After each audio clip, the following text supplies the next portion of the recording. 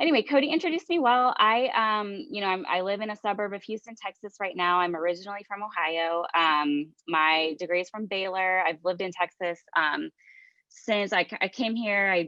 To go to Baylor and have been here ever since. As he said, I do have two children of my own. They're both boys.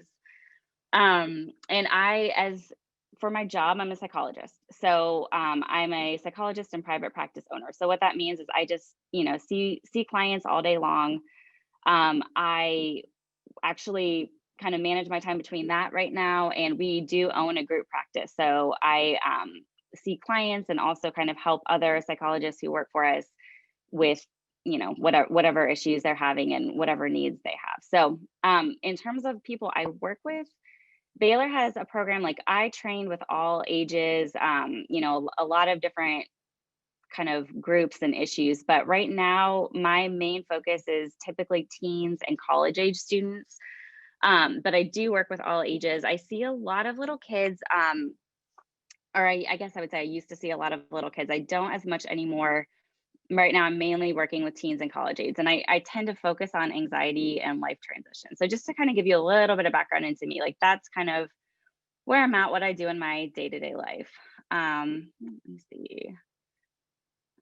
These Zoom presentations are fun and a new skill that I am learning. There we go. Okay. I Googled the year 2020 to try and find like a funny meme or something to put on this page. And I found this. It's actually an Etsy product. So if you would like to order a cross stitch 2020 dumpster fire, it is on Etsy, and I will happily share the link for that. I thought that was hilarious and very apropos. But the reason I put this on here is because it's been a tough year. um Even just if we just look at coronavirus and everything else, like, it has just been a rough year for mental health for people. I have seen people really struggle and really overwhelmed. It's not just kids, it's not just parents, it's really been everybody this year. I actually had a whole page of statistics that I was going to go through, and I ended up just deleting it because I feel like we all kind of know it. I mean, it's pretty intuitive, I think. Depression and anxiety rates have just skyrocketed. Like, they compared this year to last year, and just in general, like, depression and anxiety rates are just off the charts in all groups compared to what they were last year. Most significantly would be parents of young kids, people of color. There are certain groups that it's been worse for, but across the board, stress and anxiety has increased, depression has increased. And I think, I know you guys are all here for learning how to help your kids, I guess. What I would say is this year has been a new world for people trying to know how to help kids. I am specifically, I think, thinking about parents, but teachers, everybody. Like, this is different. None of us have ever been through anything like this year. And so we're all kind of learning new ways of how to help our kids and how to be the best parent or teacher or whatever it is that we can be. So that's where we're kind of starting from. This is the foundation this year. It is obviously going to be impossible for me to cover everything that I want to. In fact, as I was kind of making this and editing, I kept thinking of new things. And it's not going to all fit in here, but I will do my best. I really am trying to highlight at least some of the most important things I could think of. And I'm also kind of trying to keep it hopefully a little bit different than things you've seen before. So again, because we're a Zoom presentation, I would normally have this be like sort of an interactive part, but I want you to kind of take a minute and think about, like, for the kids in your life specifically, like, what are some of the current stressors that they're dealing with right now? And they're starting here. So I'm going to put some of them on here. I just kind of made a list, and this is just, off the top of my head. I am sure that there are way more than I came up with, but this was within like 2 minutes. I was able to come up with, these are some current stressors for this year that might be a little bit different than things they have dealt with too much in the past. Loneliness, disruptions in their daily life, routine changes, isolation, less social interaction, just disappointment at like plans being canceled, and just changes things they were looking forward to being canceled. Health concerns, worrying about their own health, their family's health, financial concerns, if their parents are stressed about money and the kids are aware of this, just lots of changes happening, uncertainty, not knowing, are we going to have school? Are we not? Is it going to get shut down? Am I going to be able to see my grandparents this fall, anything like that. So that's kind of, I mean, that is just a short list, but I just kind of want to highlight there are a lot of current stressors and they're big deals. Those are not things we can just minimize and just say, oh, it's fine, you'll be fine. Like they're stressful and they're hard for kids. Um, so let me give you a quick outline then of where we're going today. I am going to give you like just kind of 7 takeaways, 7 steps that you can do to kind of help your kids and to be, let me actually pause this really quick. I did write most of this presentation as if I was talking to parents. So I probably will be using the word parent and parenting quite a bit, but please know, this applies to any role with any kids. It's just easier to say parent than it is to say teacher, coach, parent, grandparent, aunt, uncle every time. But just because I'm defaulting to that, please don't think it only applies to parents. Like if you are in any situation with kids, anyway, it'll work. But anyway, I'm going to kind of go through 7 different things that I would think would be helpful for you. So the first part is I'm going to focus a little bit on you and your own mental health and kind of your mindset in interacting with your kids, how to be a safe place for your children, how to help them identify what their stressors are and understand them, how to help them prepare for stressful things, how to help them cope with stressful things, and then just kind of how to keep on growing and keep on helping them become more resilient, basically. So this is just kind of a rough outline of where we're going, and I am just going to start from here. Okay. So the first step is take care of yourself. And I know, I totally understand that everybody hears this and everybody knows this, and it's like, yeah, okay, but tell me what else I can do. No, I need you to honestly think about taking care of yourself right now, because this year has been stressful for you too. And it's not selfish. I am telling you this because this is truly a way that will help your kids be able to be more resilient. They need to see you as a parent taking care of yourself and being able to parent them in a way that's coming from a good place. So part of what I mean by this is just taking care of your own basic needs. I want you to kind of, take a second for yourself right now and evaluate, am I sleeping enough? Am I eating the way I want to eat? Is my stress level manageable? Just those really basic needs. I get that it sounds easy, but I think during times of stress, we often ignore them or aren't able to do them. So that is a place that I would really like you to start, is just to kind of think about your basic needs, what might need, what you might need to kind of focus more energy on, because it's really important. And let me do this. Make sure those needs are being met. And I also want you to think about just kind of check in with yourself and notice how you're feeling, physically and emotionally, and just be present with yourself. I think that, I don't know, again, this is not a presentation where I'm going to go into mindfulness or have a whole lot of time to kind of talk through this, but what I want you to be kind of thinking about is, are you able to notice what you're feeling and be present with your own emotions and enough that you can be there with your kids? So maybe what I might mean is if I have a stressful day and I come home and I don't really think about the fact that I'm stressed, I'm just kind of irritated, but I'm not really checking in with myself or in touch. I think I'm a lot more likely to just snap at my kids or lose my temper really quickly. Whereas if I'm coming home and kind of just checking in and be like, man, that was a really rough day at work. Okay, I feel kind of irritable right now. Okay, I'm just gonna be aware of that and notice that. And maybe I do need to do a little bit more self-care before I go home, if possible. So if your own needs are not met, it is honestly pretty much impossible to be there for your kids in the way they need you. So emotionally, physically, sleep, all of this, everything I just kind of talked about, it doesn't have to be perfect, but if your body is in a constant state of stress, if your body's in a constant fight or flight mode, you will be reacting to your kids a lot. You will be, kind of reacting rather than acting intentionally. If you are able to keep yourself, keep your needs met, keep yourself out of that fight or flight stressful mode, you'll be able to parent more intentionally. You'll be able to think about how you want to handle situations with your kids, even as they're happening, versus just reacting. So that's what our goal is. Like our goal is for you to be kind of present with yourself, taking care of yourself enough that you are able to be an intentional parent. What that might look like for you, I don't know. Like, it depends on what areas you might need help, but it might include like asking for support from partner or friends, or, just taking time for yourself, just getting more sleep. I think that would be something like I would encourage you to think about a little bit more after this, is just what can I do to take care of myself better so that I can actually intentionally parent my kid as much as I want to.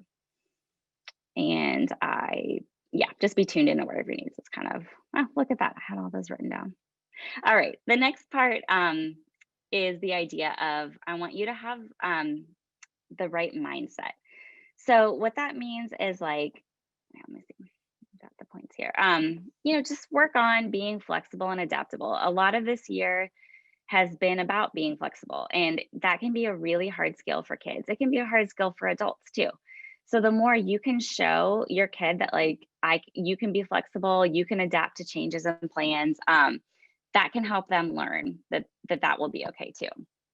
And I should add that like, well, here, actually, I'll keep going and then I'll tell you. Have a curious mind. So meaning like if something goes wrong or something is happening that may not be something you like, just kind of have a curious mind of, huh, I noticed that like I really lost my temper yesterday. Like I wonder what was going on inside me that made me feel so upset. Or, I noticed our routine isn't really working in the morning. Like I wonder what we could do to fix that. And so the idea is like not being judgmental of yourself or anyone else, like just kind of having that curious mind approach of what can we do differently? What happened? And just kind of learning about that. Modeling the skills you want your kids to be using. So I don't mean, when I'm talking about like having a right mindset and kind of being a role model for your kids, I am not talking about like modeling perfection. I'm not talking about modeling, high achievement. That's good for you if you can do that. But like I'm talking more about during stressful situations, I want you to be modeling like the skills and attitudes and behaviors that we want our kids to use during times of stress. So like, for example, flexibility, these kind of skills we want our children to learn the right skills to use when they're in the midst of a stressful time.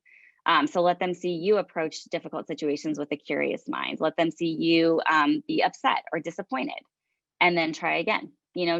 Show them that like it's okay for you to feel these ways. It's okay to make mistakes. Let them see you try something and fail, and then have a curious mind about what happened, and know that like it's okay.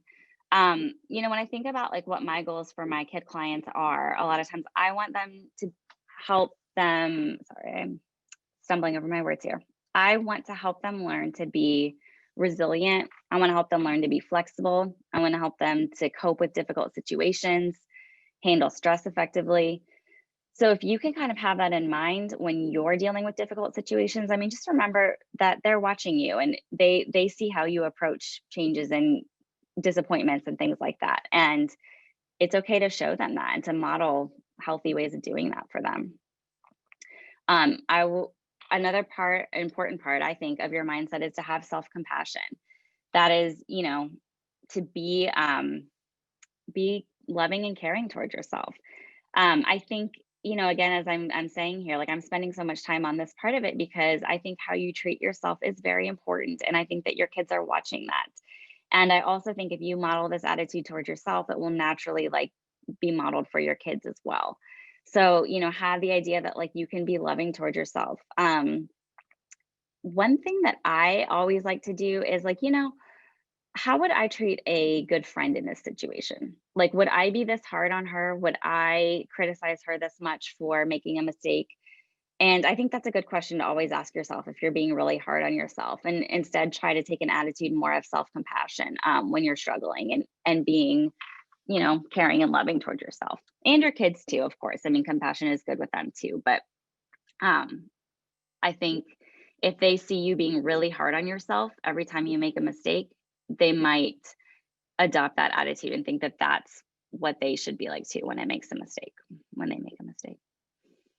And then, oh, this didn't, all right, sorry, it's a little bit blurry there, but we're talking about having a growth mindset. And I should say, by the way, neither one of these are my own concepts. Kristen Neff is a psychologist who works a lot on self-compassion, and then Carol Dweck works on a growth mindset. And at the end of the presentation, I recommend their books because they are both great. But this is the last part of having the right mindset that I'm going to talk about.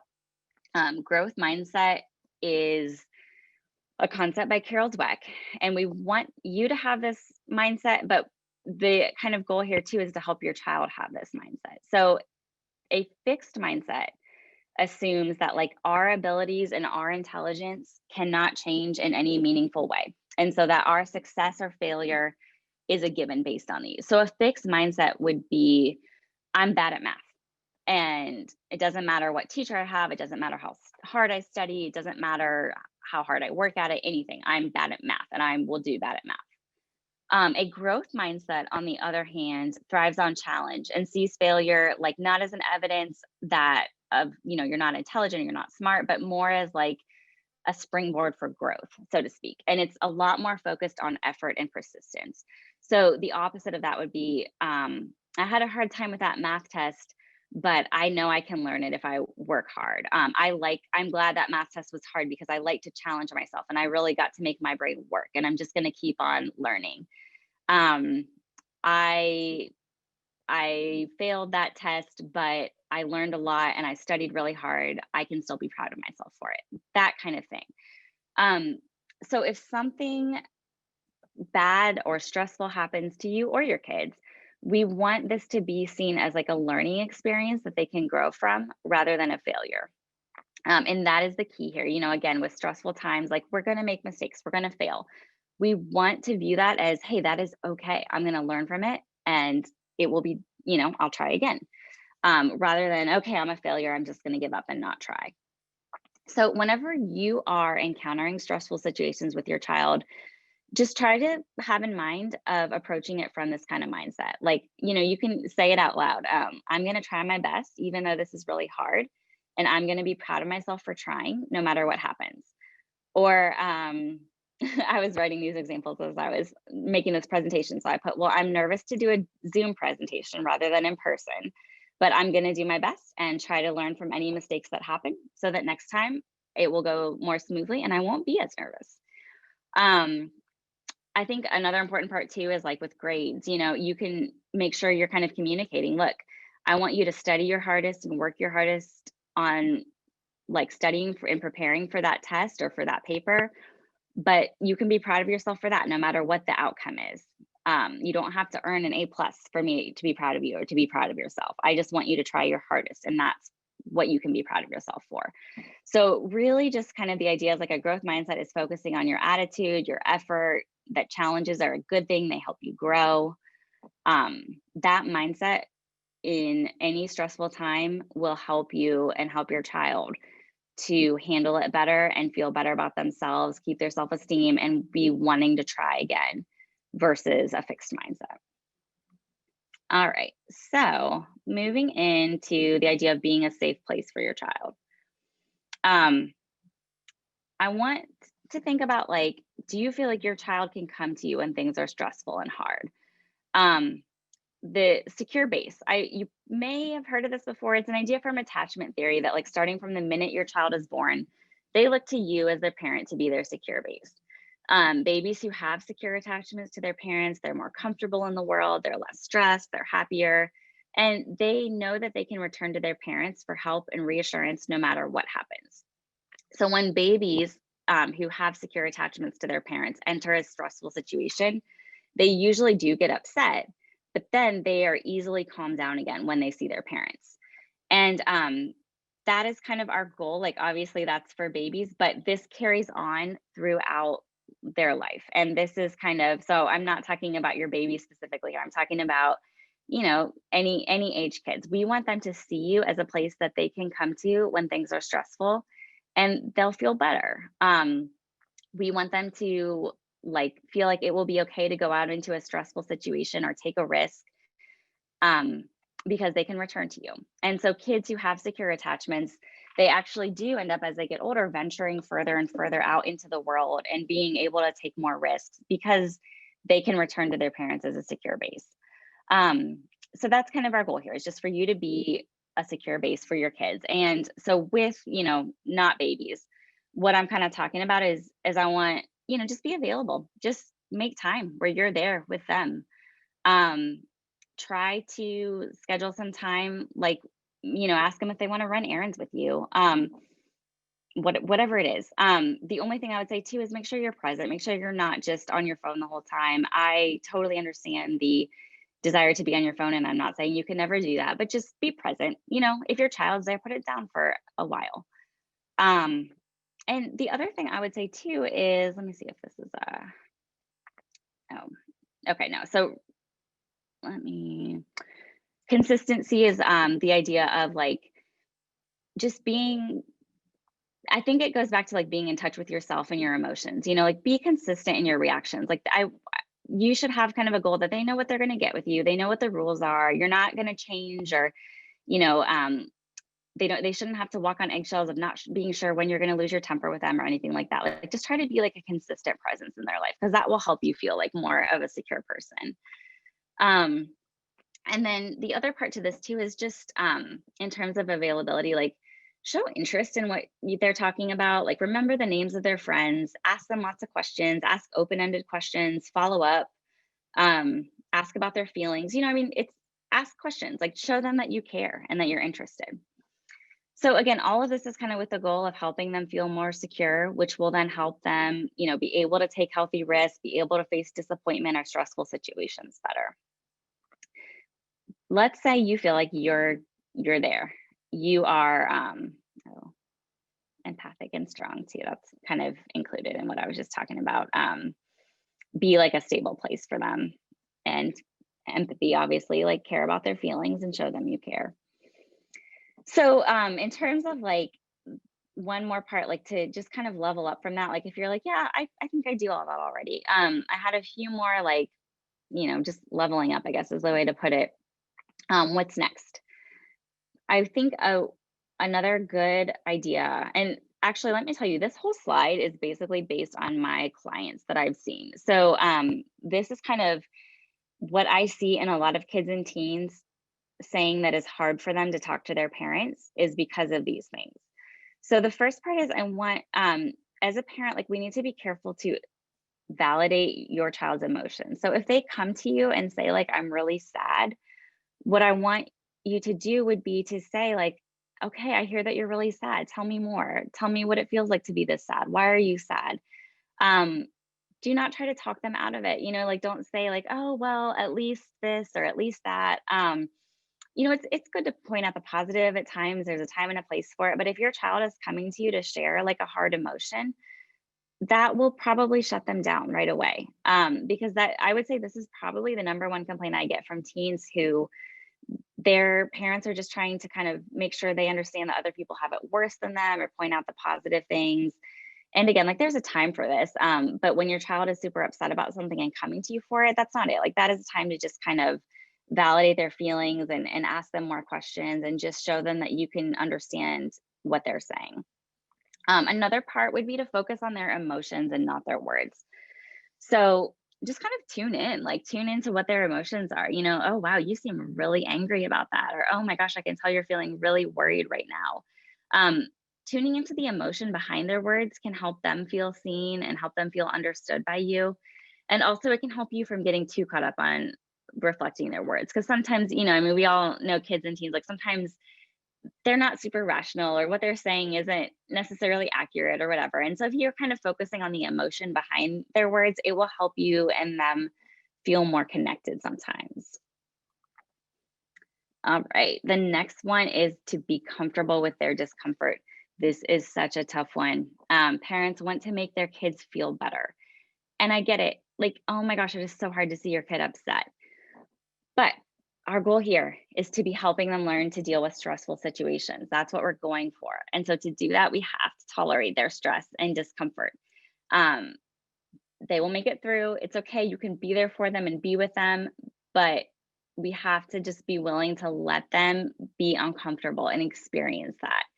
So what that means is like, try not to just, make them feel better, and instead just kind of sit with them as they're sad and as they're upset, and just kind of, do the things we're talking about, validate their emotions, ask questions, like, hug them, or, be a secure base for them. But just, and I think this is just another place for you to kind of check in within yourself. Like, just notice as your child is upset or crying or angry, like, how well am I tolerating this? How comfortable can I be to just let them feel this way? And just kind of check in.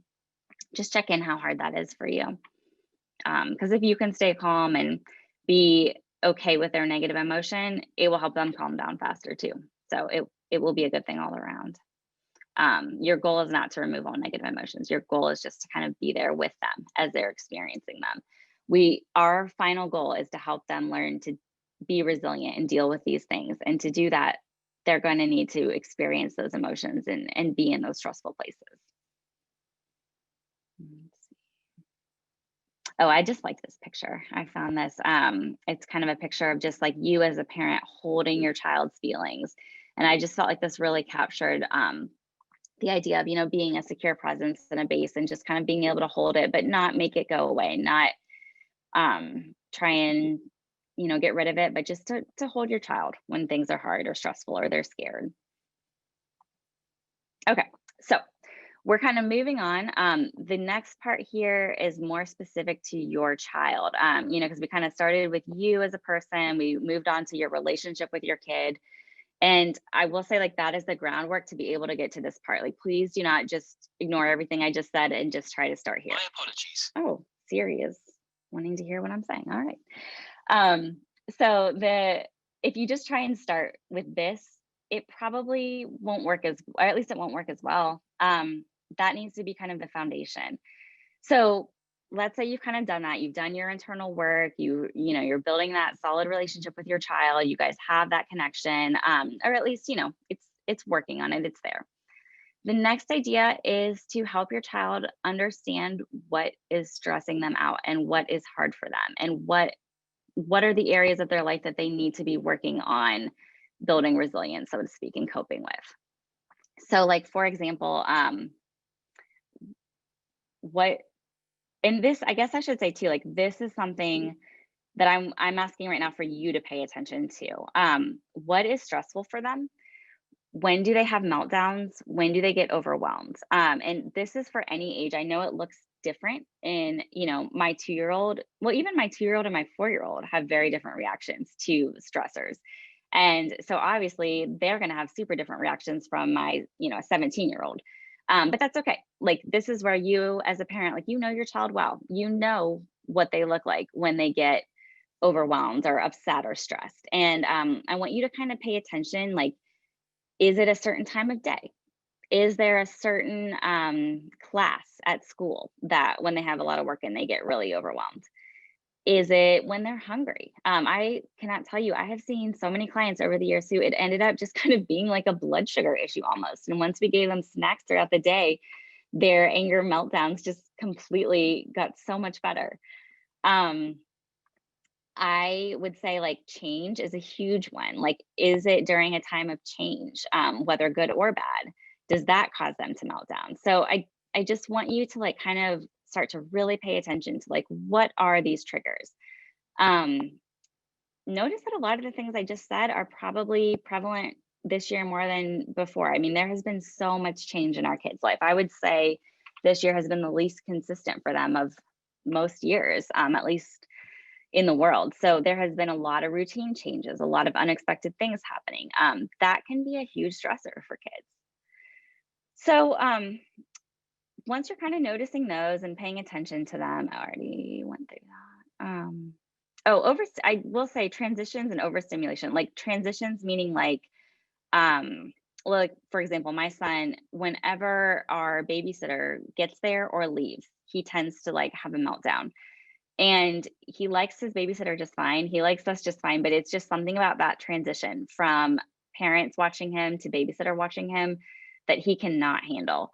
So that transition is for sure a stressor for him. So that's a very basic one, but sometimes transitions can be very hard for kids. And overstimulation just meaning like too much going on. Like, that definitely happens. Maybe it might be noise, too much light, just too much excitement, anything like that can cause stress and meltdowns. And just kind of have a non-judgmental, curious mind about it as always. I would almost always say it's a good idea to kind of notice these and talk these through with your kids. I would just do it differently with different age kids. So like for my example I gave, it's like, I'm noticing, that when mommy comes home from work, sometimes you get really upset, even though you're excited to see me. And so it seems like maybe you're so excited that it's hard for your body to handle it. And like an example for a teenager might be like, okay, it seems like every time you have an algebra test coming up, you and I tend to fight. I wonder if that stress of the upcoming test might be affecting the way you're feeling right now.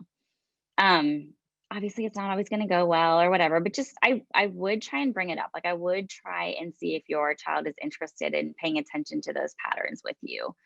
And so like I would definitely as a parent try and notice these patterns and then just kind of depending on their age, bring it up. I don't know how much they're willing to notice them as well, but I would absolutely involve them in the process as much as you can.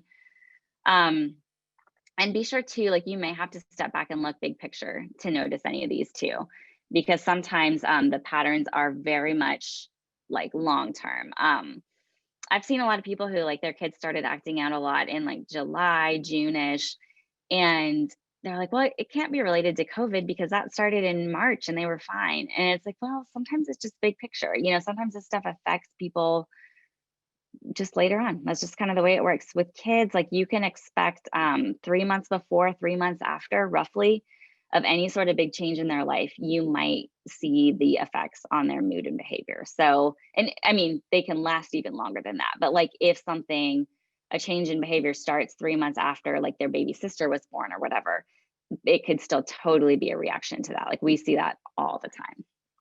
So, this is just, I really want you to just kind of help your child and you as a parent, like identify what their stressors are, kind of understand it, just really gain, like, be a detective with this and understand, like, what are the things that cause them stress. And that will be an ongoing process. Keep going with that because you're never going to just have it all figured out.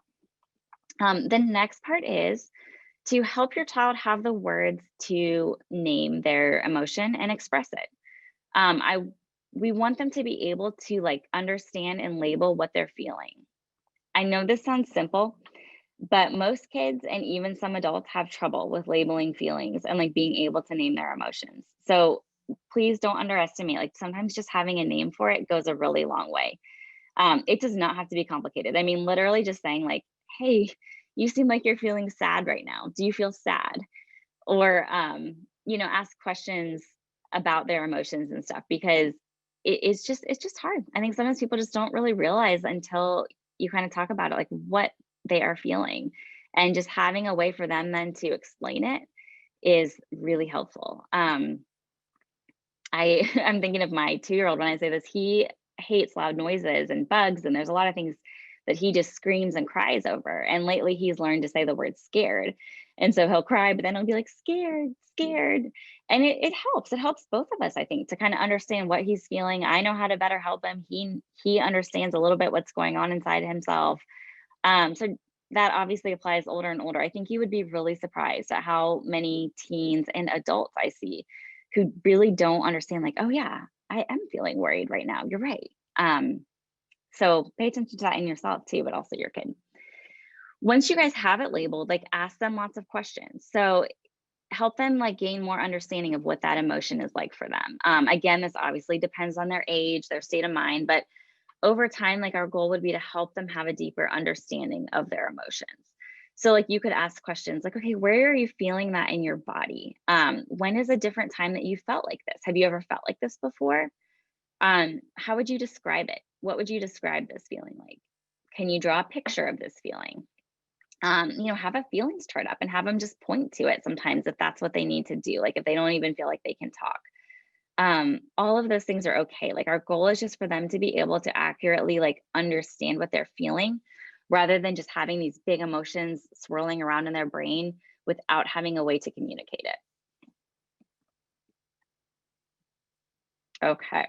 Next part. And I know I'm flying through these and I'm sorry. This is So different than a in-person normal presentation where I'd be asking lots of questions and having participation, but I really want to kind of get as many points across as I can so that this can be the most helpful to you possible. So, we hopefully will have time for a few questions after, and please feel free to reach out to me at any time. I'm always happy to talk or clarify or anything you need. So, anyway, the next part is to prepare, help your child prepare for stressful situations. So we have identified, at least some of what their stressful situations are. We have the relationship with them. They're able to kind of talk about their emotions. The next part is to think about stressful situations they have coming up. Sometimes you can eliminate them, like the blood sugar hunger example I used. Just make sure you're having more snack times throughout the day. Or if your child tends to melt down when they're hungry, try to help them get more sleep, or, save difficult situations for different times of day when they're not so tired. There are definitely situations that we can just eliminate and avoid. So I would absolutely, like, as much as you can, try to kind of structure the world in a way where, as much as you can, the things that can be eliminated that are causing meltdowns can be.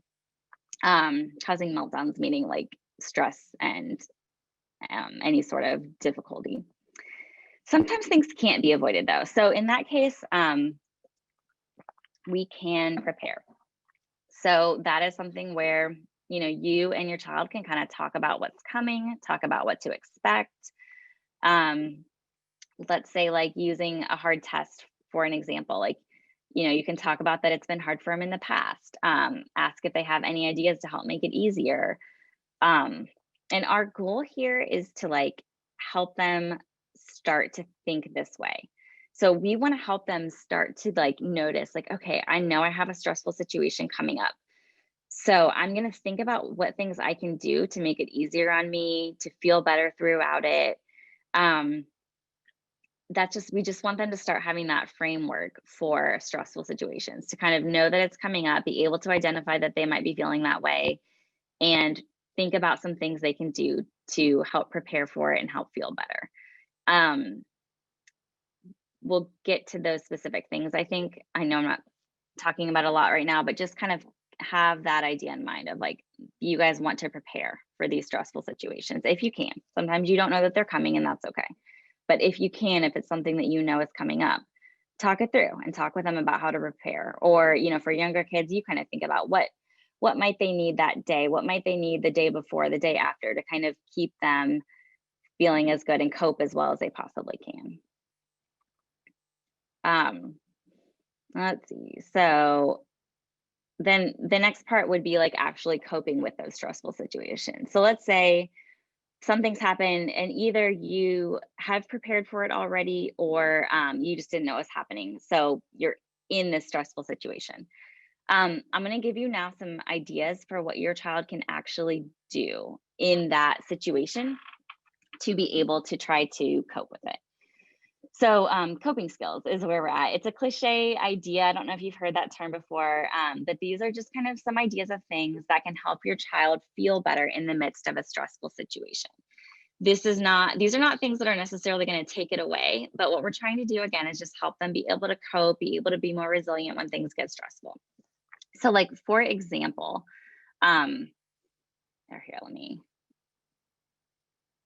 there they all are. Here are a bunch of ideas. These are all things that, again, this is going to really depend on your individual kid and what they like and what is something that is calming for them and helpful.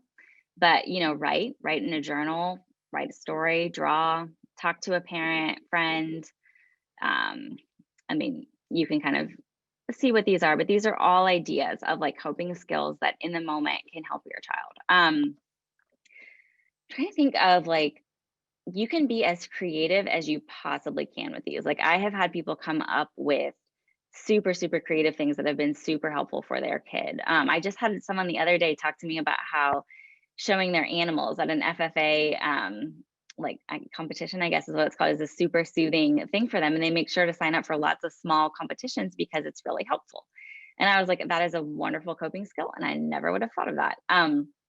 For my son, I was telling you, it's really difficult for him during the transitions What we ended up doing was realizing that swinging is something that for him, and I mean, again, he's only 4, but swinging is a very soothing, perfect coping skill for him. So what we would do is when our babysitter got there, one of us, it was either her or me or my husband, at a time would take him outside and swing with him for like 5 or 10 minutes and just push him on the swing. And that honestly like took away all the meltdowns. I mean, it helped so much. And so it's funny how like a simple thing like that can make such a big difference in how your child is handling a stressful event. Um, Again, our goal is to kind of get them to think this way. Like we want them to be thinking about, okay, this is really hard and I know swinging helps me feel better. So hey, can we go swing please? This is really hard. I'm really struggling. I want to call my best friend. Like we want them to start identifying what these things are that are helpful for them and to start proactively using them. But as their parent, you're the one who can kind of help guide that process and help them understand what that looks like. So I have an acronym that I use to remember some of these and come up with ideas. So I'm just going to share it with you in case this is helpful for you. It's cars. So all you have to do is remember cars. The first word is creative. So anything creative like writing, drawing, again, depending on your kid, it may be like singing, playing an instrument, sculpting, I don't know, anything creative can be used as a coping skill. Active is another one, especially if a kid has a lot of like excess energy they need to get out. Sometimes riding their bike, going for a walk, going for a run, swimming, anything, playing their favorite sport, anything like that can be a good coping skill to help their body and mind cope with a difficult situation. Rest and relax is always my favorite. Just relax with some smelly candles and a good book, or take a hot shower, a bubble bath, any of that stuff.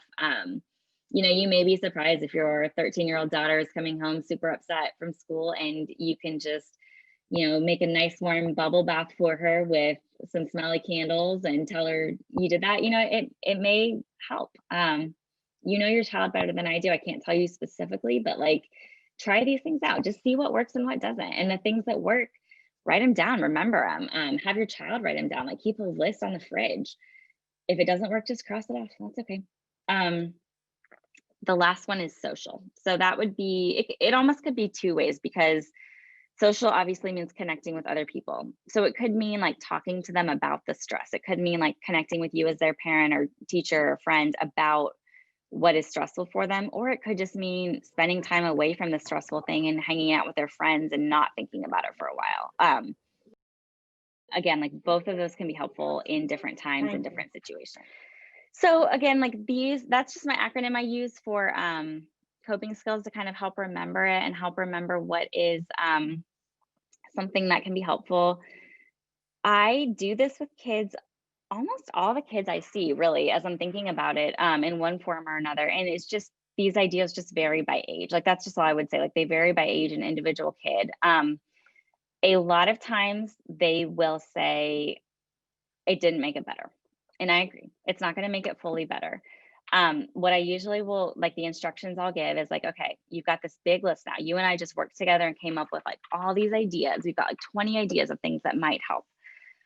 Why don't you try it and see if it just makes it a little bit better? If you're going from a 10 out of 10 on stressed to maybe an 8 out of 10.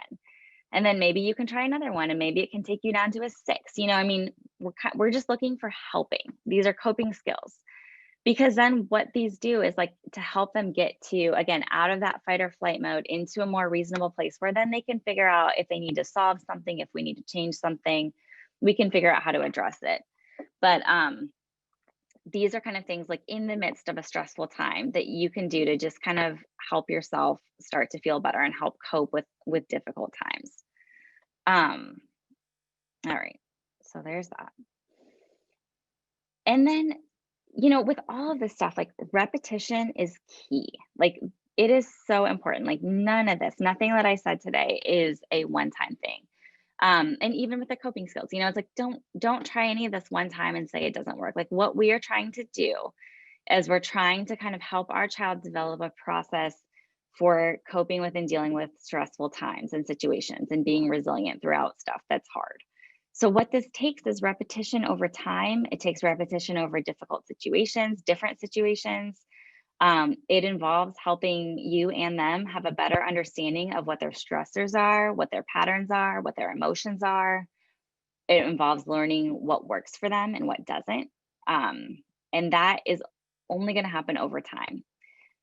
What we are hoping is, as you kind of guide them through this process over and over in different situations with different things, they will start to learn that and internalize that and be able to do that process for themselves. So that as you send them off into the world, as they become more independent from you, they're able to say, okay, these are the things that are stressful for me. These are the patterns I notice. I'm in tune with my emotions.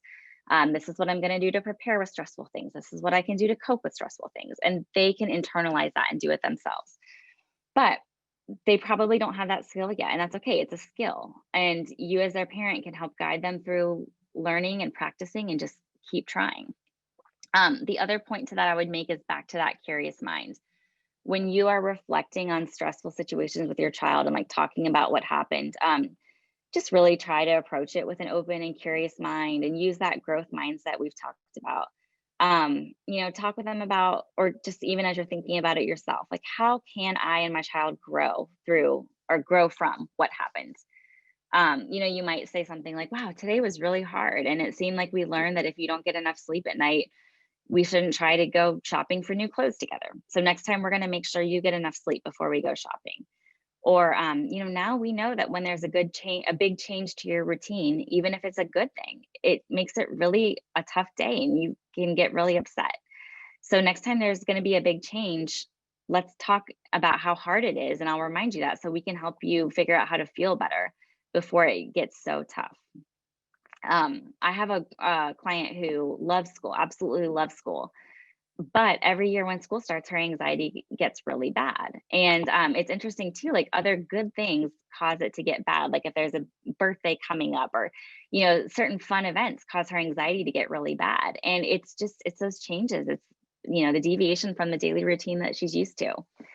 So it doesn't necessarily have to be a bad change to routine. But anyway, all that to say, like just keep growing, keep learning, keep thinking.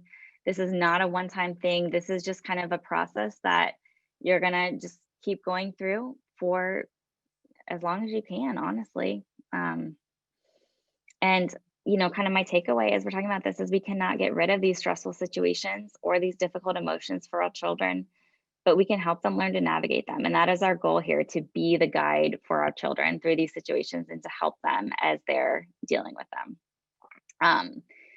I did want to leave you guys with a few resources that and they went away, that I really like. These 3 books are what a lot of these concepts are from.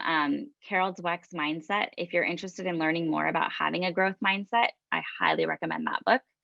Self-Compassion by Kristen Neff. If you're interested more in having self-compassion for yourself and teaching that to your child, that is the book. And then the Yes Brain. Dan Siegel is one of my favorite psychologists, and he talks a lot in there about kind of cultivating I think a growth mindset is probably the right word for that one too, but more the idea of like helping your child deal with difficult situations and helping you as a parent be intentional and not reactive, and helping your child approach the world in an intentional and not reactive way. So those 3 books, I highly recommend all of them. And if you're interested in learning more about what I talked about today, those would be the places I would start. And that's pretty much it. I know I flew through that. But if you do have, it looks like we have a couple of minutes for questions and stuff, but if you have anything else or you want to connect, please feel free. Email me. That's probably the easiest way to get in touch, but we have a website, phone, anything. Like I know I flew through that all, so I am more than happy to connect if you have any interest. But that is it.